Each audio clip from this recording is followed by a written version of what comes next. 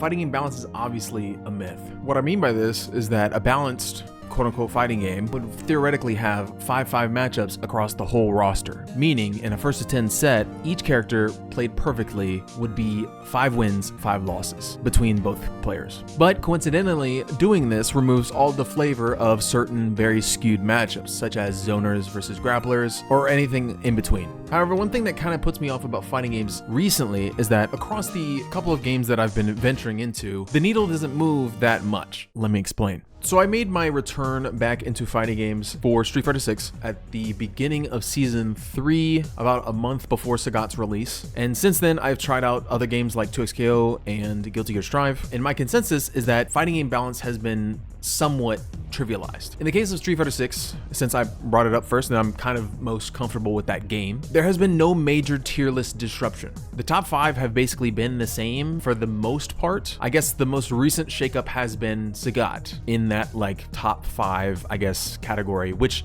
in general could be, flexible depending on the person that you're talking to. But the same characters have dominated 4 months and years and continue to dominate 4 months and years. This most recent patch, which was supposed to shake up a bit for Street Fighter 6 and nerf problematic characters and problematic play loops, such as Mai's EX Fan, has shifted power into other moves, such as Ryuembu, which essentially just keep the problem persisting rather than fixing problematic play loops. So for example, EX Fan for Mai was just an easy bake, here's your neutral, get in there, loop, throws, whatever. Now, EX Fans are basically just as good from range. They just can't be spammed close. And power has been made for Ryuembu. And it just like shifts power in a way that makes it like a non-issue nerf.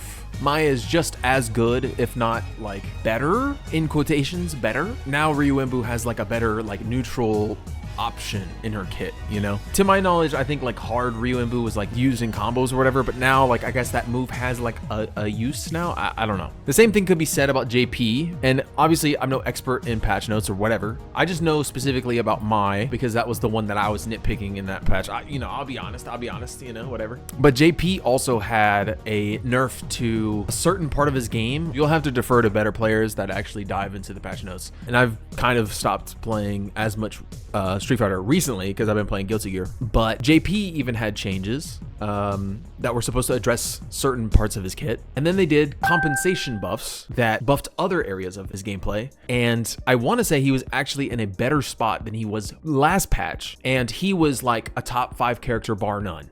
I mean, he has literally everything in the game. He's a great zoner. He has amnesia for close range scrambles. His level 2 is crazy broken and can steal rounds and does steal rounds multiple times. Just the most versatile character in the game and has just super disjointed normals. Like, oh my god, that fucking standing medium punch or whatever, he like comes back and he whips you with a wand. Like, dude, it is just insane. And they just allow him to just kind of skate by. And the same thing could be said for like Ed, where Ed is the complete opposite end of both of these two characters that I mentioned. So Mai and JP are like on this like compensation buff category, and then Ed is like over here where they're like, yeah, we need to just nerf this guy, like just straight up nerf this guy, right? And he still persists. He's like a cockroach that doesn't want to be squished. Like, he's so fucking good that he is still usable after this whole time. It's a problem whenever like I want to say Sahara had said something like right after the patch was like, yeah, well, I'm sticking with Ed. Like, these are like, workable fucking nerfs. And it's just, I don't know. So all 3 of these characters are still prevalent in top 8s of most tournaments, okay? And I say most because recently in Combo Breaker, we had 2 Zangiefs break into top 8, and that was really, really cool. I love seeing Kobayan's run.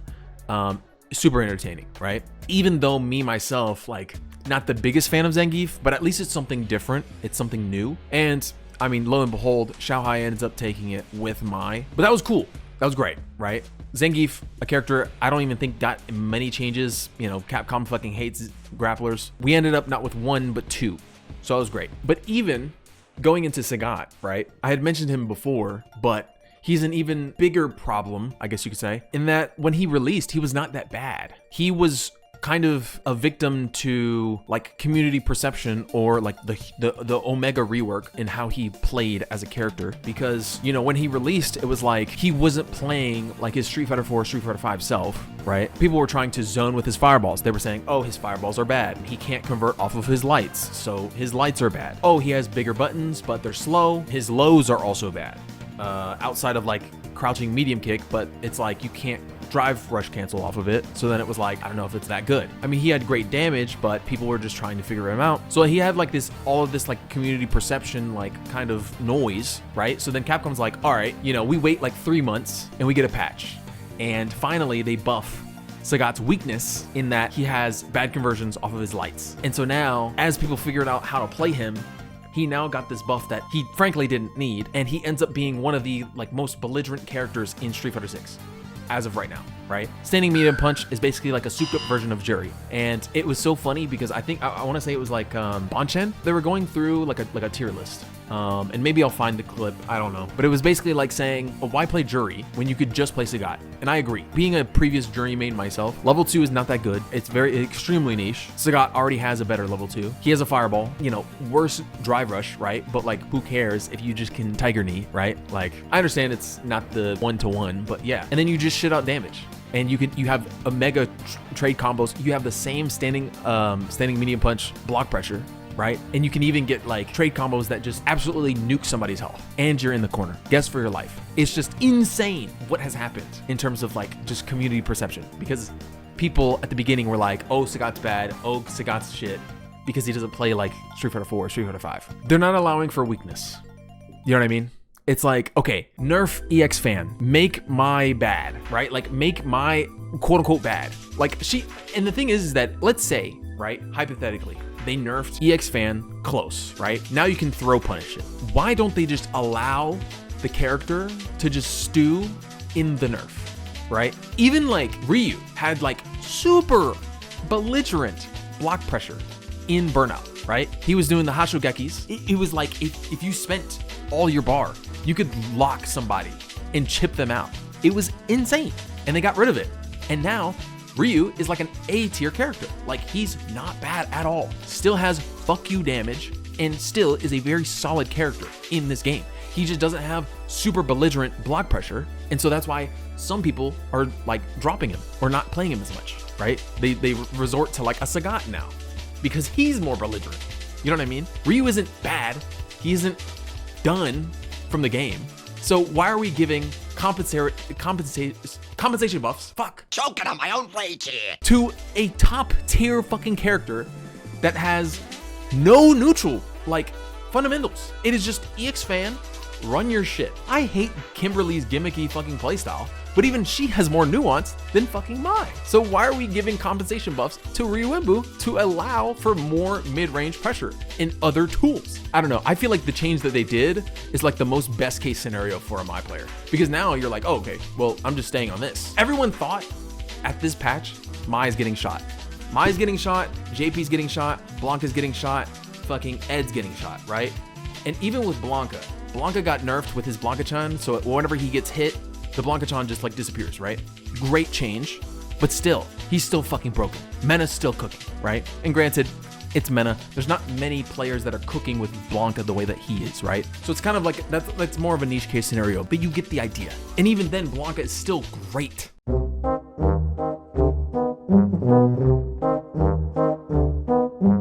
Characters are just expected to be strong all around and interact in such a way. So, enough of Street Fighter 6, right? Fast forward a couple of weeks, and I decide that I want to play Strive. Guilty Gear Strive. I do my 7-day challenge. I play Jam. Recently, I've been picking up Ram Lethal.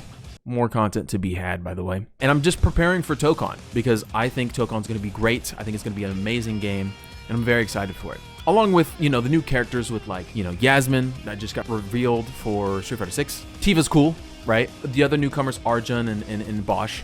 Also very cool. I'm excited for this season. And 2.0 was basically like the halfway point, or maybe not necessarily the halfway point, but it was a big shakeup for the Guilty Gear Strive meta. And one thing that I will praise ArcSys in is that they were like not safe, right? Whereas like Capcom is very safe.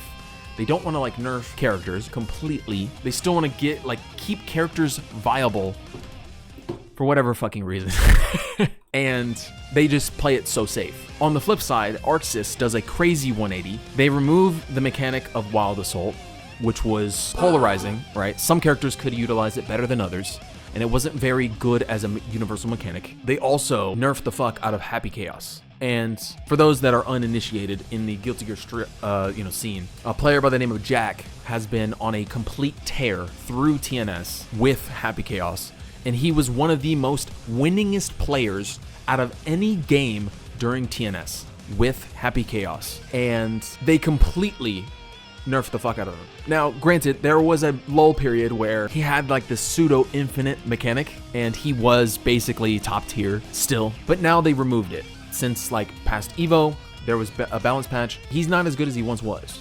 And so now Jack is kind of like dual maining Happy Chaos and Unica, right? And I think that's incredibly good for the game. I think a change of scenery at least is good for the game. However, there are still characters that are still playing the same game that they were before. And in fact, it's generally a statement where the best characters in Guilty Gear Strive as of right now at the top of the tier list are kind of rated as if they're straight out of season 4, right? Like the previous patch, before 2.0. So it's almost as if they had no changes to their overall game plan. That being like Nagoriyuki, Potemkin, Ramlethal, you name it. There hasn't been much of a shakeup. However, I will say that it is nice that there are characters that are being, explored still. They're still kind of like in the fray, right? I want to say Gold Lewis is also up there, but you have like Paluna on like Dizzy, which is like a lesser known character, lesser played character. There's also Bedmans that are also playing. Axel's decent, right? So on and so forth. And yeah, it's just a little bit tiresome to watch as a spectator. As someone who has been consuming fighting game content for a long time, I think it just kind of takes the mysticism out of competition when you just see my Throw EX fan. They play off of throw loops, and they kind of do the same thing that they've been doing since they came out. So that was like, what, season 2? The same thing could be said for Happy Chaos. Like, I would watch Jack play in tournaments, and he is a phenomenal player. Absolute talent at the game, right?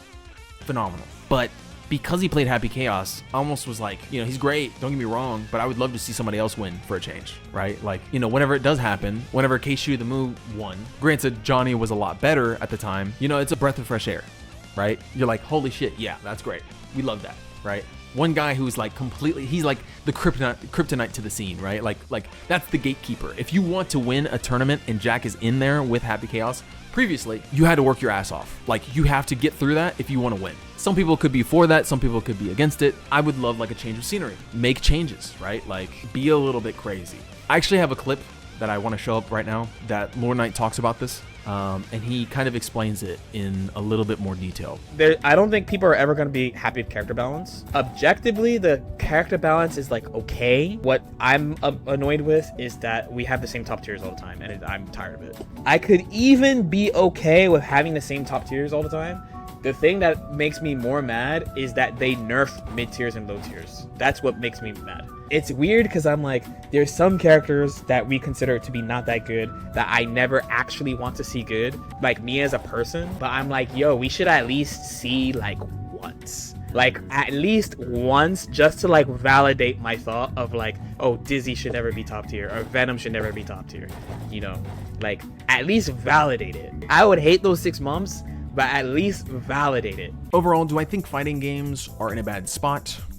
Do I think they're terrible? Do I think they need new direction? No, and no. What I would love to see is a change of scenery, breathing new life into new characters, right? Make other characters that have played the same for a while have new tools, have new horizons to look into that are actually meaningful. Jury in the last patch of Street Fighter 6 was allowed to have EX Fuha, and basically she would have to choose between either building a stock or spending one for damage. And now she can do both with the cost of 2 bar, right? And she doesn't need to extend her combo with 3 bars, with the DLC. And it's also kind of sad that a character like Lily has been bottom of the tier list for as long as the game can remember, surviving by the graces of the universal systems that Street Fighter 6 has and are strong, right? I think these players are great. I think they're storied players for a reason. They're very talented. They can make these changes to other characters if they so needed to. So I think that nerfing problematic characters and problematic play loops is a better choice going forward, and breathe new life into these characters, man. Make new moves or something. Like, give me, like, for season 4, you know, there's new characters on the horizon for Street Fighter 6. Give me like something more to chew on than the same fucking moves or something that these characters have had. Maybe I'm beating a dead horse at this point. Let me know what you think in the comment section below. I love fighting games. I just want to see them better. And I'm having a lot of fun for Guilty Gear Strive, or with Guilty Gear Strive. More stuff to come. I appreciate you guys watching. Have a good day. Peace.